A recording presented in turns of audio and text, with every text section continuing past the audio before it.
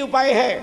माता पिता को भी कहना चाहता हूं, गुरुकुल के आचार्यों को, विद्यालयों के प्राचार्यों को मैं कहना चाहता हूं, और यहां बैठे हुए युवक और युवतियों को कहना चाहता हूं, यदि आप स्वस्थ, सुंदर, बलवान बनना चाहते हो, निरोग बनना चाहते हो, बिस्मिल भगत सिंह आज़ाद के समान यदि अपने भारत की रक्षा करना चाहते हो, तो आज से एक नियम बना लो कि प्रत्येक कन्या को आप बहन कहेंगे और प्रत्येक कन्या दूसरे लड़के को भाई कहेगी। भाई और बहन कहने में ही रोग चले जाते हैं और पवित्रता आ जाती है। करके देखिए, और इसी का प्रयोग कार्यालयों में कीजिए। जो विवाहित हैं उनको भी मैं कहना चाहता हूं, क्यों नहीं प्रयोग करते? इसलिए नहीं करते ना कि मामला गड़बड़ है। इसलिए ब्रह्मचर्य की रक्षा के लिए ध्यान रखना, यह साधन है। सात्विक भोजन, प्रतिदिन व्यायाम, आपके शरीर की शक्ति खप जाए। ब्रह्मचर्य, सर्वांग आसन, गाय का दूध, सब्जी, दिन भर पानी पीते रहना ताकि कब्ज ना हो। कब्ज नहीं होगी तो ब्रह्मचर्य की रक्षा होगी। रात्रि जल्दी सो जाना। जो रात भर जागते हैं, रात को वायु बढ़ती है, वायु मन को चंचल करती है और वो व्यक्ति कोई भी कुकर्म कर सकता है, वो अपने आपे से बाहर होता है। ध्यान रखना इस बात को। और रात्रि मंत्रों का पाठ करके सोइए। तन्मे मनः शिव संकल्पमस्तु। हमारे यहाँ ब्रह्मचारियों को ब्रह्मचर्य की रक्षा के लिए एक मेखला बांधी जाती थी, शायद आपने कभी देखी हो, और उस मेखला में एक गांठ होती थी बहुत मोटी, मूंज की मेखला, पीछे मोटी गांठ। क्या रहस्य था उसका? कि ये विद्यार्थी सीधा ना सोए। सीधा सोने से ब्रह्मचर्य की हानि होती है, हमारे पेट का और उधर हमारे मूत्राशय का दबाव पड़ता है। इसलिए यदि आपने ब्रह्मचर्य की रक्षा करनी है, बिना स्वप्न के शांत निद्रा में सोना है, पवित्र बल को प्राप्त करना है, तो सदा करवट में सोइए। बायां करवट सबसे अच्छा है, दाहिना स्वर चलता है, शरीर में अग्नि का विकास होता है और सब कुछ पच जाता है। ध्यान रखिए, ये एक और साधन है। ये ब्रह्मचर्य के लिए लाभदायक चीजें। प्रतिदिन ब्रह्मचारियों का जीवन पढ़ो, देशभक्तों का जीवन पढ़ो, ऋषि दयानंद को पढ़ो, चंद्रशेखर आजाद को पढ़ो, राम प्रसाद बिस्मिल को पढ़ो, रानी झांसी को पढ़ो, दुर्गावती को पढ़ो, सुशीला दीदी को पढ़ो, जिसने अपना अंगूठा काट कर कलकत्ता में और उस खून से भगत सिंह को तिलक लगाया था। तुम मेरे भाई हो, मेरे खून का ध्यान रखोगे और अपने देश की आज़ादी के लिए जीवन भर काम करते रहोगे। और भगत सिंह ने एक अच्छे भाई होने के नाते जीवन के अंतिम श्वास तक अपनी भारत माँ की सेवा की और हंसते हंसते फांसी के फंदे पे चढ़ गया। अगर प्यार ही करना है तो इस तरह का प्यार कीजिए। याद रखिए, मैं ऋषि दयानंद ने ब्रह्मचर्य के बल से मृत्यु पर अधिकार किया। मृत्यु स्वयं नहीं आई, बार बार खटखटा रही थी। ऋषि कहता था चली जा, अभी टाइम नहीं है। उसके बाद बैठे, मंत्रों का पाठ किया और फिर अपनी आत्मा को छोड़ा। और यह स्थिति भीष्म पितामह की थी। ध्यान रखना, इस बात को समझना। और कितना बल था। कहते 2 खुखार सांड आ रहे थे, उत्पात कर रहे थे। पूरा बाजार जो था वो भगदड़ में था। स्वामी जी को पता चला बहुत खुखार खांड है। आपको पता ही है, सांड जब लड़ते तो कुछ नहीं देखते। अच्छे भले भले बलवान व्यक्ति डर के पीछे हट जाते। ऋषि दयानंद आगे बढ़े, प्राणायाम भरा, अपने बाजुओं को फैलाया और उन दोनों सांडों के सींगों को पकड़कर धक्का दिया और उन्हें दूर हटा दिया। ब्रह्मचर्य आप में बल भरेगा, सुंदरता बढ़ेगा, तेज भरेगा, बुद्धि को भरेगा, आपको जीने का आनंद आएगा। और जब उस जीवन की ज्योति, ब्रह्मचर्य की ज्योति को लेकर आप ओम का जप करेंगे तो भगवान आपको शीघ्र मिलेगा। पक्की बात कहता हूं। और ठीक इससे विपरीत, अंडा या खाने वाला व्यक्ति 20 जन्म में ब्रह्मचर्य का पालन नहीं कर सकता, वो जरूर अपने जीवन को बर्बाद करेगा, क्योंकि वो उत्तेजना पैदा करता है और वो व्यक्ति व्यसनी बनता है। शराब, मांस, दुराचार, गंदे गीत, अपने हाथों से कुचेष्टा करना, जीवन में गंदे विचार लाना, ये ब्रह्मचर्य का पतन है। जब तक आप 16 वर्ष से बड़े ना हो जाएं, 25 वर्ष से बड़े ना हो जाएं, तब तक विवाह की बात मत सोचें।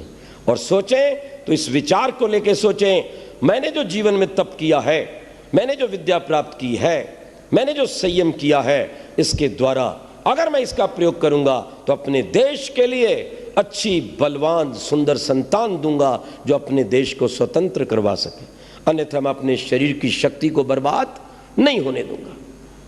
हमेशा इस बात को भूलो। इसलिए भगवान वेद में कहता है अश्मा भवतु नस्तनु।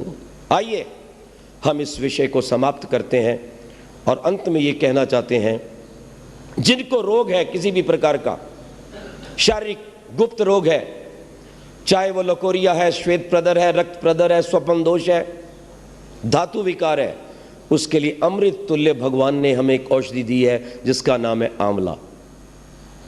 आज से यदि आप ब्रह्मचर्य की रक्षा चाहते हो, शरीर को सुंदर तेजस्वी बनाना चाहते हो, चाय को एक झटके में बंद कर दो, लाल मिर्च बंद कर दो, आंवले को छोड़कर शेष खटाई को बंद कर दो, आंवले का चूर्ण बनाओ मिश्री मिलाकर और दिन में 2-3 बार, अगर गर्मी है तो आप उसका सेवन पानी के साथ करें, अगर सर्दी है तो आप दूध के साथ भी कर सकते हैं, हल्के पानी से सर्व कर सकते हैं।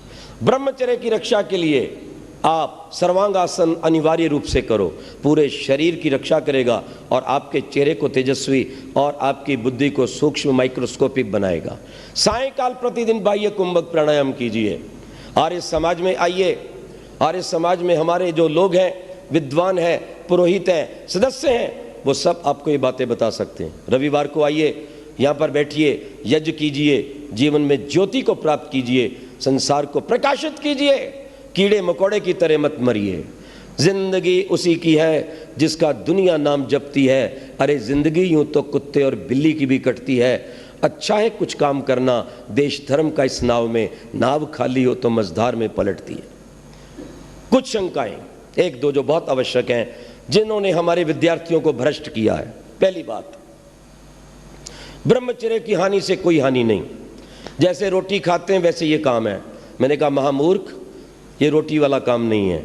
रोटी शरीर की आवश्यकता है, वो शरीर में बल बढ़ता है, तेज बढ़ता है, खून बढ़ता है, और इससे कोई चीज़ बढ़ती नहीं, इससे चेहरा जो है धूमल हो जाता है, पाचन क्रिया बिगड़ जाती। जो व्यक्ति ब्रह्मचर्य की हानि करता है, चाहे विद्यार्थी है, चाहे गृहस्थ है, चाहे वो वृद्ध है, पहला काम वो करेगी, उसके चेहरे को बर्बाद कर देगी। दूसरी बात, उसकी भूख कम हो जाएगी। तीसरा काम, उसे बार बार बुखार होगा। चौथा काम, उसे बार बार सर्दी लगेगी और जुकाम होने लग जाएगा। पांचवा काम, वो पाइल्स का रोगी होगा। लिख लेना मेरी इन बातों को, मैं दावे के साथ कहता हूं, क्योंकि जो आप खाते हैं वो गाड़ी का तेल है, पेट्रोल है, डीजल है, परंतु एक होता है इंजन ऑयल जिससे गाड़ी चलती है, और अगर इंजन ऑयल समाप्त हो जाए तो इंजन सीज्ड हो जाता है। और इस गाड़ी के लिए जो पानी पीते हैं, दूध रोटी खाते हैं, ये तो है इसकी खुराक, लेकिन इसकी जान जो है, इसका जो आधार है वो है ब्रह्मचर्य। जो इंजन की खुराक है वो ब्रह्मचर्य है। देखो, एक व्यक्ति रक्त देता है, रक्त देने के बाद बैठो भाई बैठो, इसको जूस पिलाओ, इसको दूध पिलाओ, पिलाते हैं कि नहीं? अरे महामूर्ख, उस रक्त से भी 100 गुना अधिक मूल्यवान तत्व हमारे शरीर का ये WRC है। याद रखना, WC, व्हाइट कॉर्पोरल्स, वो ज्यादा मूल्यवान है हमारे शरीर का रज और वीर्य। अगर रक्त देने के ऊपर ध्यान दीजिएगा, जूस चाहिए, तो जो व्यक्ति अपने शरीर की शक्ति को व्यय करता है, जो गृहस्थ अच्छी संतान के लिए अपनी शक्ति का व्यय करते हैं, आयुर्वेद उठा के देखिए क्या लिखा है, वो उसके तुरंत पश्चात दूध पिएं, इलायची डालें, उसमें पौष्टिक पदार्थ डालें कि जो शरीर की शक्ति क्षीण है वो पूर्ण हो जाए। मैं देश के विद्यार्थियों को कहना चाहता हूं, अगर कोई मूर्ख, नादान नेता, डॉक्टर, अभिनेता तुम्हें गंदी शिक्षा दे तो उसको नकार देना और ऋषियों की परंपरा पे चलना, जिन्होंने ब्रह्मचर्य के द्वारा संसार के अंदर अपना नाम किया और लंबी आयु पाई है। ध्यान रखना इस बात को। इसलिए मैं कहना चाहता हूं, उस रक्त से भी ज्यादा कीमती हमारे शरीर का रज और वीर्य है। ध्यान दो इस बात की ओर। कुछ लोग कहते हैं इससे कुछ फर्क नहीं पड़ता। ध्यान देना, तितलियां जब संसार की वृद्धि करती हैं, परस्पर जुड़ती हैं, तो मृत्यु का शिकार हो जाती हैं। आज के दिन गहराई से देखिए, जितने आपके हृदय रोग हैं, जितनी शुगर की बीमारी है, ध्यान देना, इन सब का एक मौलिक कारण है ब्रह्मचर्य की हत्या की संयम कोई नहीं करवा रहा। इसलिए ऋषि ध्यान ने कहा था गृहस्थ आश्रम में होते हुए भी अगर संयम और ऋतुगामी है तो ब्रह्मचारी के तुल्य है। मैं अपने भाइयों को, बहनों को, विद्यार्थियों को यही कहना चाहता हूँ, अगर जीवन का, धरती का सुख लेना है और शक्ति को अपनी मुट्ठी में बंद करना है तो ब्रह्मचर्य का पालन करो। कौन कितना सुंदर है, कौन कितना, किसका चित्र कितना सुंदर है, जितना उसका चरित्र सुंदर है। ध्यान दीजिएगा इस बात को। इसी ब्रह्मचर्य को आज केवल हमारे ऋषि नहीं, विदेशी डॉक्टरों ने भी माना है और उसे जीवन का प्लाज्मा कहा है, जिसके ऊपर ये शरीर खड़ा है, जो विद्युत शक्ति देता है, जो अंदर से चार्ज करता है पूरी बॉडी को। आज जो इतने भयंकर रोग आए हैं, ये आए इसलिए हैं कि ब्रह्मचर्य को विनष्ट किया जाता है। ईश्वर की अपार कृपा हो आप पर। आप अपने भोले शंकर के समान, ब्रह्मा के समान, राम के समान जिसने 14 वर्ष तक ब्रह्मचर्य का पालन किया, कृष्ण के समान जिसने विवाह के पश्चात भी 12 वर्ष तक ब्रह्मचर्य का पालन किया, ब्रह्मचर्य महत घोरम तीर्थवा 200 वर्ष, मैं ऋषि ध्यान के समान जिसने जीवन भर ब्रह्मचर्य का पालन किया, राममूर्ति के समान जिसने ब्रह्मचर्य का पालन करते हुए सैंडो को कहा था अगर तूने अंडे मांस बकरे खाए तो मेरे सामने आओ। कहते हैं 2 मुक्के मारे थे सैंडो ने राममूर्ति को। राममूर्ति दयानंद का अनुयायी था, उसने 2 मुक्के खा लिए, प्राणायाम भरा, कुछ नहीं हुआ। उसने कहा तैयार हो जा मेरे बेटे, आ रहा है भारत का मुक्का, गाय के दूध का मुक्का, प्राणायाम का मुक्का, ये गेहूं का मुक्का, गाय के घी का बना मुक्का आ रहा है। कहते एक मुक्का जब मारा सैंडो को तो मुँहे मुंह होकर के और जाकर के वो चित्त हो गया धरती के ऊपर। लोगों ने हाहाकार कर दिया, बस बस बस अब नहीं अब नहीं। तो बोले दूसरा कौन खाएगा, मैंने 2 खाए हैं। ये है ब्रह्मचर्य की ताकत। इसलिए मेरे अपने देश के युवकों और युवतियों को कहना चाहता हूं, ब्रह्मचर्य के बल पर हमारे देश के वीरों ने, बिस्मिल भगत सिंह आजाद ने इस देश को आजाद करवाया। वो फांसी को देखकर भी व्यायाम प्राणायाम करते थे। आज ये प्रतिज्ञा करके जाओ, यहां पर प्रतिदिन सूर्य से पहले उठेंगे, क्योंकि सूर्य के पश्चात ब्रह्मचर्य की हानि होती है।